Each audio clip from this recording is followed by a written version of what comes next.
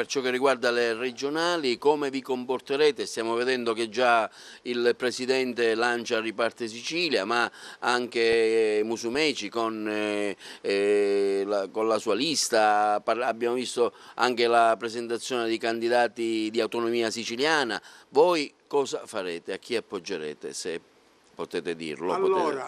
Allora, dobbiamo dire questo, che allo Stato il centrosinistra largo, perché in Sicilia il centrosinistra viene appoggiato pure da forze civiche, da forze che magari non sono di ispirazione sinistra ma di ispirazione cattolica. Ripeto, il centrosinistra non ha ancora sciolto la riserva su chi deve essere il Presidente della Regione. La candidatura di Crocetta è un'autocandidatura, ci pronunzieremo sul merito.